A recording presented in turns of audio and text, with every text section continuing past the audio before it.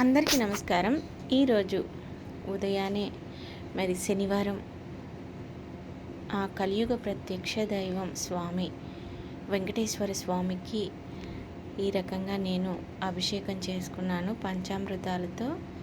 అలాగే స్వామివారికి మరి మల్లె పువ్వులతో, అలాగే తులసి దళంతో చక్కగా అలంకరణ చేసుకొని అష్టోత్తరం చదువుకొని, మనం పెద్ద పెద్ద కోరికలు ఏమీ స్వామిని కోరొద్దు. న్యాయబద్ధమైన కోరిక ఏదైతే ఉంటుందో ప్రతి ఒక్కరు కూడా శనివారం ఆ కలియుగ ప్రత్యక్ష దైవానికి ఎంతో ఇష్టమైన రోజు కాబట్టి ఆ రోజున ప్రతి ఒక్కరు కూడా చక్కగా మనకి ఉన్న దానిలోనే మనకి కుదిరిన సమయం ఉదయాన్నే చక్కగా లేచి తలంటు స్నానం చేసుకొని ఈ రకంగా స్వామివారికి అభిషేకం చేసుకోవడం చాలా సంతోషంగా అనిపిస్తుంది. ఎందుకంటే సనాతన ధర్మం, హిందూ ధర్మం చాలామంది ఈ పూజలకి వీటికి చాలా అంటే టైం ఉండి కొందరు, లేక కొందరు ఇలా దూరం అయిపోతున్నాము. కానీ ఉన్న సమయాల్లో మనం దేవుడికి ఒక గంట సమయం ఇచ్చి మనం చేసుకోవడం వల్ల మనం, మన కుటుంబం, అలాగే ఇతరులు అంతా కూడా బాగుంటారు. నేనైతే మరి ఈ రకంగా ఇంట్లోనూ పూజ చేసుకుంటాను.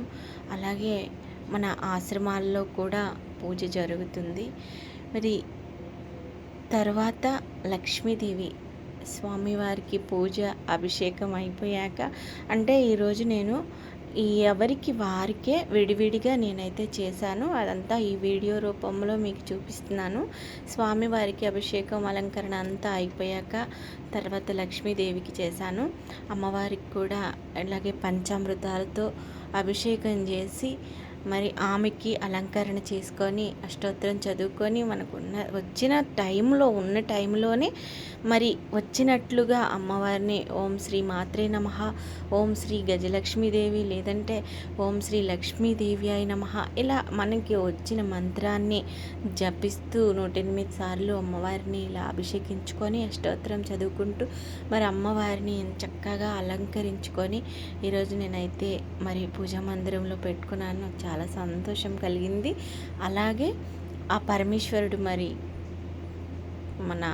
నా ఫేవరెట్ కాదు, నాకు ఇష్టమైన నా ఇష్ట దైవం.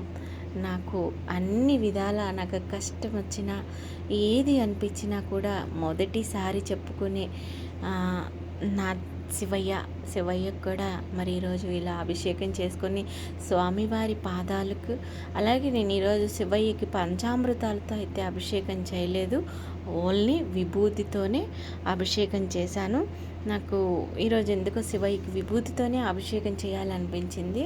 అలా చేసుకుంటూ శివ స్తోత్రం చదువుకొని శివుని కూడా అలంకరించుకొని పూజ మందిరం అంతా ఇలాగా నింపుకున్నాను. చక్కగా మల్లె పువ్వులతో స్వామివారికి, అమ్మవారికి, అలాగే ఆ మహాదేవుడు బోళాశంకరుడికి ఈ రకంగా అభిషేకించుకున్నాను. మరి అలాగే జీవితంలో గొప్పగా చెప్పుకోవడానికి ఏం సంపాదించాము, ఏం సాధించామో అని మనం ఎవరైనా అడిగితే గర్వంగా చెప్తాను. నేను నమ్మిన వాళ్ళను, నన్ను మోసం చేసిన వాళ్ళను కూడా, నన్ను నమ్ముకున్న వాళ్ళని నేను ఎప్పుడూ మోసం చేసింది లేదు. ఎందుకంటే నన్ను ఎవరైనా మోసం చేసినా కూడా నేనైతే ఎవరిని మోసం చేయాలి అనుకోవట్లేదు, చెయ్యను కూడా. నా శివయ్య మహా ఆటగాడు. చీకట్లో ఉంటే దారి చూపిస్తాడు, కష్టంలో ఉంటే ఆదుకుంటాడు, ఆడిస్తాడు, పాడిస్తాడు, నవ్విస్తాడు, ఏడిపిస్తాడు, నడిపిస్తాడు, నలిపేస్తాడు. ప్రతి అలుపుకు ఒక మలుపు, ప్రతి చూపుకి, ప్రతి బాధకి ఒక దారి చూపిస్తాడు నా శివయ్య. కొన్నిసార్లు ఆలస్యం చేస్తాడేమో కానీ న్యాయం మాత్రం ఖచ్చితంగా చేస్తాడు. అందుకే శివుణ్ణి నమ్ముకున్న శివభక్తులు ఎవ్వరు కూడా ఆ మహాశివుణ్ణి ఎప్పుడు మనం తొందరపడి నిందించకూడదు. అలాగే మరి మహాభారతం, గీతా భాగవతం, అలాగే కొన్ని మనం గీత శ్రీకృష్ణుడు మరి మహాభారతంలో కానివ్వండి, అలాగే కొన్ని కొన్ని మంచి మాటలు మనకి చాలా విలువైన మాటలు కృష్ణుడి ద్వారా కూడా మనం తెలుసుకున్నాము. ఎందుకంటే మహాభారతం చూసినా, విన్నా, చదివినా ఒక ఒక్కసారి మనం చదివినా కానీ, చూసినా కానీ అది ఎప్పటికీ మర్చిపోం. భగవద్గీతలో ఉన్న ఒక గొప్ప మాధుర్యం నిజంగా ఒక అద్భుతం భగవద్గీత అని చెప్తాను నేను. దైవానికి ఎంత దగ్గరగా మనం ఉండగలిగితే ఆ దైవం మనతో అంత దగ్గరగా ఉంటుంది.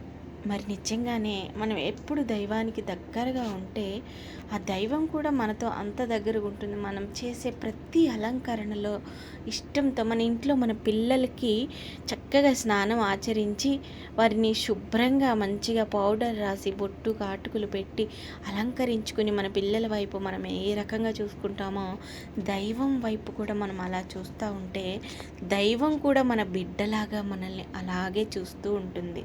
ఆదుకుంటే కష్టంలో, ఇష్టంలో, సుఖంలో, దుఃఖంలో ఆ దైవాన్ని భాగస్వామిగా అనుకున్న, నచ్చిన రీతిలో తోచిన విధంగా భావాలు పంచుకుంటూ ఉంటే వెంటనే వెంటుండి తోడుగా ముందుకు నడిపించే ఆ దైవం మనకి ఎల్లవేళలా కష్టకాలాల్లో మనతోనే ఉంటుంది. మనం అనుకుంటాము దేవుడు ఇన్ని కష్టాలు పెడుతున్నాడు మనల్ని ఎందుకు అనుకుంటాం. కానీ దేవుడు మనల్ని కష్టపెట్టడం కాదు, కర్మ అనేది ఎవరిని వదలదు. అందుకనే ఆ కర్మకి మనం ఖచ్చితంగా ఫలితం అనుభవించాలి కాబట్టే ఈ విధంగా మనం అనుభవిస్తాము. అందుకే కర్మ నుంచి ఎవరు తప్పుకోరు, కానీ ఆ కర్మ నుంచి కొంచెం బయటపడటానికి ఆ భగవంతుడు మనకి దారి చూపించగలుగుతాడు. ఎవరి నామస్మరణ వల్ల కేవలం శుభమే జరుగుతుందో ఆయననే శివ అని పిలుస్తారు.